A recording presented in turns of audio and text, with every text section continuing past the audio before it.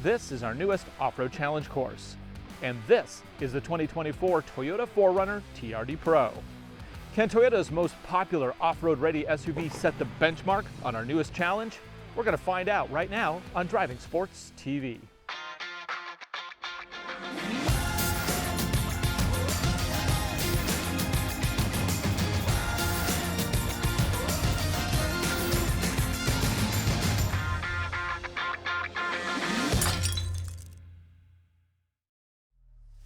Toyota's 5th generation 4Runner was introduced way back in 2009 as a 2010 model. Over the years, there have been a few nips and tucks, such as new nose back in 2013, and in 2021 it actually got keyless start as a standard feature. But essentially, this has been unchanged since it was introduced way back when Instagram was launched in 2010. So here we are in 2024, and Toyota has already announced an all-new Land Cruiser, which, as you know, is the big brother of the Toyota 4Runner.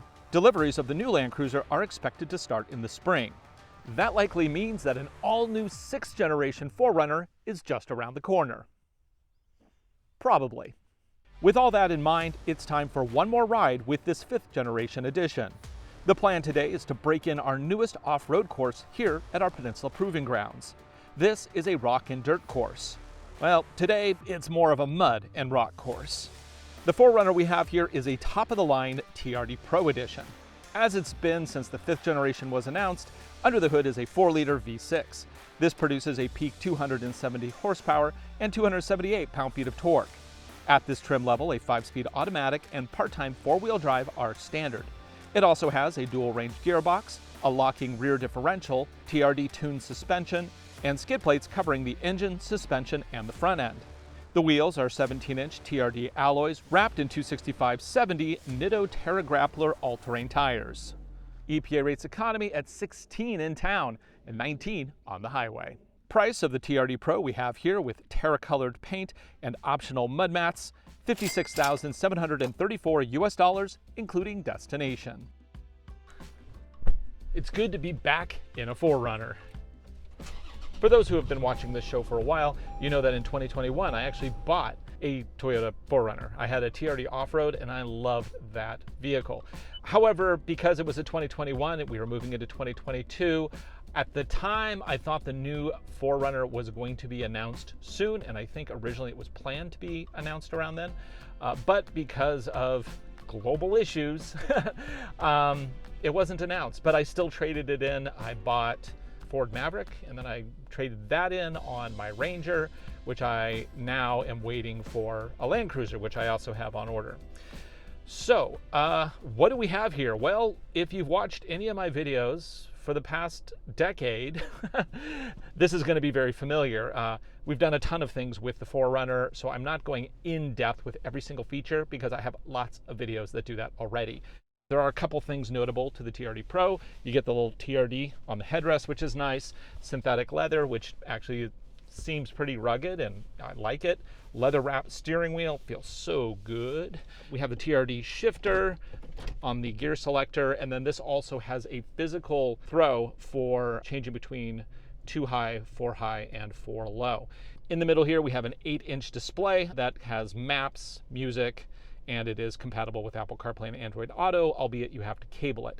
This is going to be one of the biggest upgrades with the new 4Runner, is they'll move to the new Lexus Toyota shared system that is a more online-based system. It has much better maps, much better connectivity, and it has wireless Apple CarPlay and Android Auto, so I'm looking forward to that. Now, what are we doing? Well, we built this new off-road course. If you wanted to see how we built it, that is part of the 2024 Chevrolet Silverado 2500 HD ZR2 video that we released recently. At that point, I had mostly built the course, but between then and now, I have added rocks to the inside of the loop, and that's very important because we have a lot of clay and dirt in there, and that stuff is just super nasty to drive on, and so rocks should help us be able to get through it all the way. And normally I would pre-run the course, but because it's been so wet, it's been basically raining continuously since I built the course, I'm a little concerned that going through the course once might disrupt it so much that I won't want to go through it again, at least until it dries. Basically, I've been waiting for the right vehicle to run through the course. And I think this 4Runner is the one to do it with because I'm very comfortable with this vehicle. It's also very capable. We have a combination of ATRAC, which is Toyota's brake vectoring system that is very aggressive in this and shifting power from a wheel that has no grip to a wheel with grip. In addition, we have a locking rear diff, we have a 4-low, we have a camera system, we have body armor underneath, and then we also have MTS, which is a more fine comb version of ATRAC. ATRAC is kind of the sledgehammer, MTS is the scalpel. And then we also, of course, have crawl control, which we might try too. I don't know. We'll see what we need to do. The whole point is actually getting through this course. So I'm going to go through it once in the way that I intended to go through it. And then I'm going to, if the course survives that, then we're going to flip it around and do it in reverse. Because I am curious which way is the better way to go through it. And I want to be consistent in the future. Maybe I'll take all vehicles both ways. I don't know. But I've never driven it, so let's find out. Now the tires on this are Nitto grapplers, and they're not really my favorite all-terrain tire. They're okay, and these are kind of more of a trail spec style tire.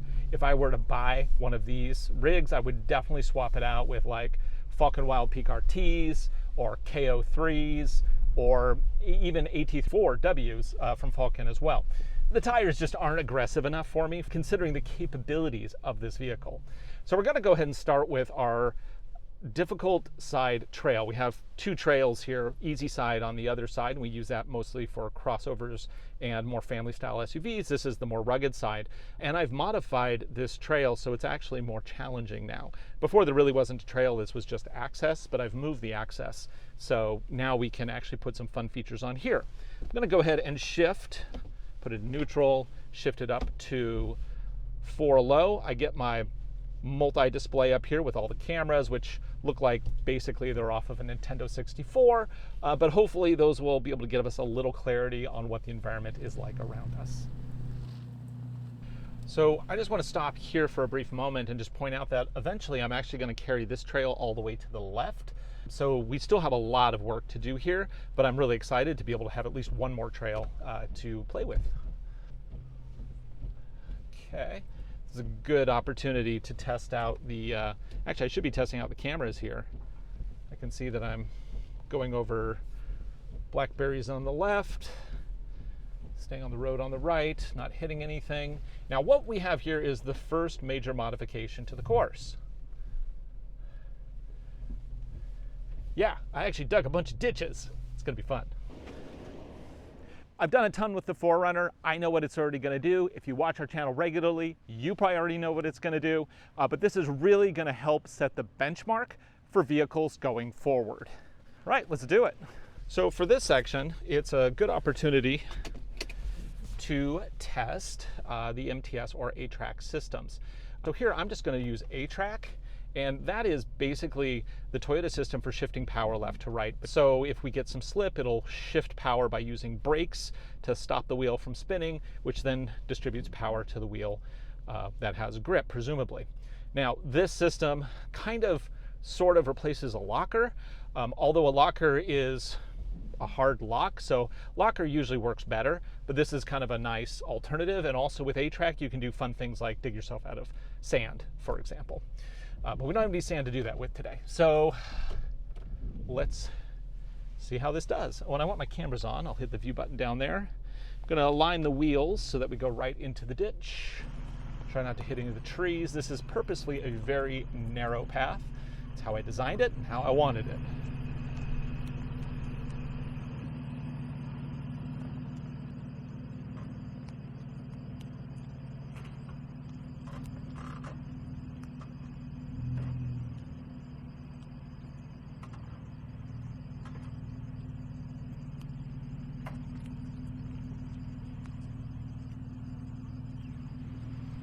Go. Ah, there we go. Okay. I was able to get it in the position where it's actually going to need to do something. So at this point, I'll add a little bit of throttle. You can see it's already spinning its wheels. Now you hear that? That's ATRAC kicking in the brakes to get us to move forward. See? Works great. Of course, this will be more difficult to drive out of than it is in, but we want to start easy, right? Right. The real point of that feature so early on is to see just how much articulation the vehicle has. Vehicles like unibody SUVs and crossovers, they won't have as much articulation, so you'll see a lot more tilting and a lot more wheel lifting with those vehicles. Ooh, cameras are low res, but they do help. Go a little bit more left. Oh, it's super muddy right there. Okay, now let's check out this new section of the course. So this is the new feature, and it consists of a rock, of dirt, of logs. It kind of is supposed to replicate like the worst of the off-road trails that you'll find up in the mountains. I actually used granite here. These are fairly large rocks. But basically it starts off fairly easy, it gets more difficult, and then we have a rock crossing at the end. Just gonna check out all the clearances of this vehicle. Maybe even test out some of those steel plates on the underside. Let's see. Right, so we're already in 4 low and we have ATRAC on. I think we'll just do this in ATRAC with the rear locker engaged so we don't get so much wheel spin in the back. I don't really want to chew up the trail too much. Now this has 9.6 inches of ground clearance.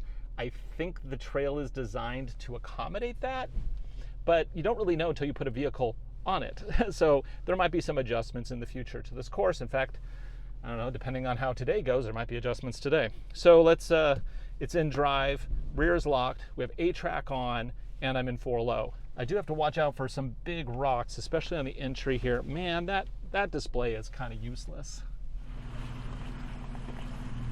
Listen for any dinging on any major components. All right, so get that camera back on again. I think the rocks up there are a little bit to the right, so I'm going to track a little more right. We're going to start to climb up.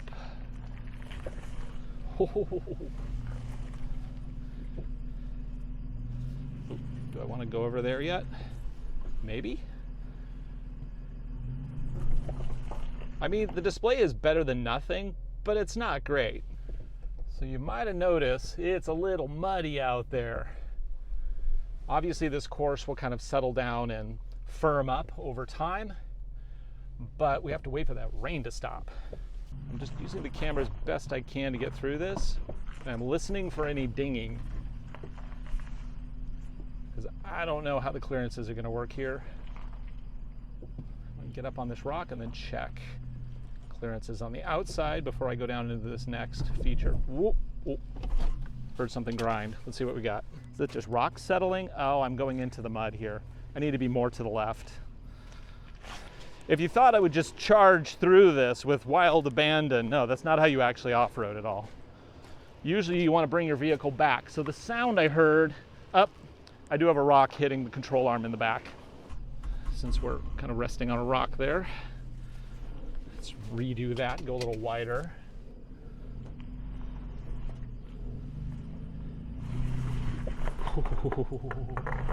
Man, this is so muddy. Okay, I'm gonna go, I think I need to go back a little bit further. Ooh. Every time I fall, like when I go down on a crevice, it's always like, oh boy, is it gonna be a thud or is it gonna be a soft landing? I need to go way wider here than I'm going. Let's go right. Now, oh yeah, there we go. Now we're up on the rock. Now I am debating whether or not to keep that rear locker on, because this is such a tight corner. A rear locker, the two wheels rotate at the same speed, essentially. So in turning, the outside wheel should be traveling a longer distance, so we actually get a little bit of binding in this case. But I'm gonna actually be okay with that, I think, for right now. Ooh, are we gonna slide sideways? Ooh, sliding sideways, we hit some mud. Now, according to the cameras, I am actually on the rocks, so let's go ahead and move forward a little bit. Oh, no, we're shifting. Oh, we're in the sludge. I have to back up to get out of that. You can see my front wheel's already caked up with clay. Gotta go way back, all the way back, all the way back. Because we slid laterally, I feel like I'm actually in a really bad spot right now.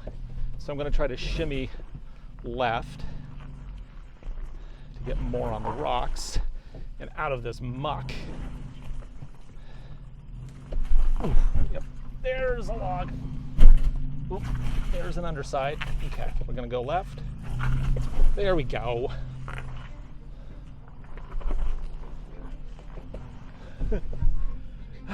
That's a rock. I think I'm sinking more in the mud than I really want to do. This is the problem. Can we get up and over? Ooh, that's a rock. Let's see what we're hitting. Okay, yeah, so the rocks are bunching up as I'm pushing them. That's a problem. Just need to get all the way out at this point. It's gonna be a big pile of rocks on the right.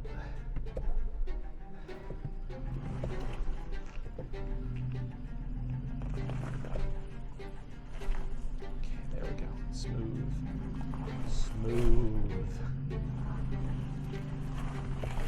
Okay, I think we're far enough off those rocks. Let's check it out. Man, those are muddy. Okay, well, let's try this again. We're gonna go left this time and see if this will work better. Like far, far, far, far, far to driver. We're gonna swing it all the way around on the left. I'm actually gonna turn that locker off because that'll help us rotate to not have it on. Let's see if we can go to the right and not grind. Oh, now we don't have enough grip. You see how when ATRAC kicked in, it shifted the whole vehicle because it's a little too brutal for delicate rock situations. So let's split the difference here and go to MTS, and we're going to do rock mode, which is the most extreme version of MTS. Let's see if we can do that without that brutal shift. Okay, I think we're in a better position now. Can I do out? Resting on the rocks. We should lift again. I'm being sucked into the inside again. This should work. If I don't shift this way too far, it'll work. So I actually want to go straight here a little bit because I want to get that back wheel to stay on the rocks. So we're going to lift up our front. Nope. Everywhere I'm going, I'm shifting with the rocks. It's just it's too difficult in the mud. Obviously, lots of rock. Oh, that's slippery. Lots of rock shifting here on the inside. I think what I need to do is I actually need to build up the rocks on this side. It needs way more rocks on the inside. These are light.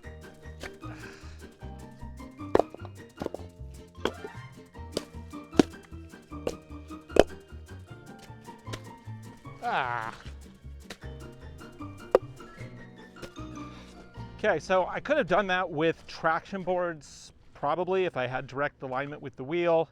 But the whole idea here is for the vehicles to get through by their own power, make it difficult but not impossible. And ideally, even when it's wet out. So we're gonna give this one another try. Right, I'm all muddy now, proper off-roading.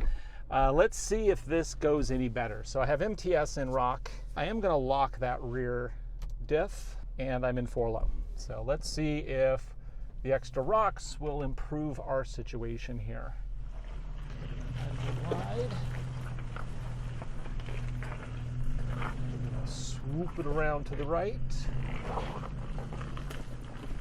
Should keep our rear wheels on the rock and not in the mud. Camera looks good so far there. Kind of. Whenever we start settling down, I'm always worried I'm going to hit something there. This is where we need a little push, okay? Slow and crawl. This actually has a pretty good crawl ratio. Go back down. I'm not going to grind. It's going pretty low there. Oh. Okay. Now we're in new territory now. I went so wide, I didn't really even use the inside track very much, but that will be helpful for larger vehicles in the future. So that wheel is going to cut on the inside here. That should be okay. So there is a rock right in the middle I'm a little concerned about as I go down.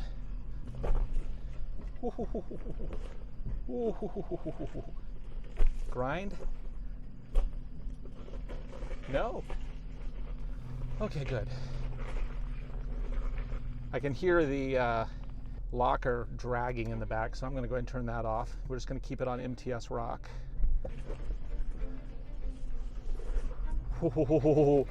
Okay, check it again. That is literally 4Runner clearance in the back. So what do we have here? We're going to be a little on the outside, so I actually need to back up a little and reposition a little bit more this way. I'm going to back up. I think I've changed my mind. I'm going to back up just a little bit to reposition for the front approach. Just a little. Okay, we're going to go full hard right. Listen for grinding. Now, I'm going to do this and get out. You know, one thing I didn't plan on, this exit is actually a little too narrow. I'm going to have to punch it straight because I don't have enough turning here to get out, not with a vehicle of this size. And the 4Runner is not particularly large. Back up a little bit. We have to shift now to get around this corner. I think a Wrangler could probably get around this. Okay, can we get this around here? And oh wow, that's really tight. I'm gonna have to adjust that. Okay, we did it. That was a little more challenging than I thought it would be. I mean, I know mud and rock, that's always tough, especially when it's a brand new course. But that took a little work. So are we done yet? No, we still need to get out the way we came in. For this section, I am going to switch MTS to, let's do mud, dirt, and sand because it's a little muddy on the way out. I still have 4 low on. I do not have a rear locker on. Now we go. Come on. Spin those tires. Oh, it's muddy there. So MTS mud allows for more wheel slip because you want your wheels to spin quick so you can fling mud off of them, which gives you better grip. It exposes the lugs. And now that I've hit the ditches here, this is kind of more of a sandy surface, but I don't want too much wheel spin. So I'm going to actually turn it to mogul, which will reduce the amount of wheel spin because I just don't want to dig these any deeper. And here you'll really see that articulation on the outside, which is a big advantage with the 4Runner over a vehicle like, say, the Palisade or even the Honda Pilot Trail Sport. And we are, of course, going uphill now. So it really has to work. It's basically deadlifting up and over.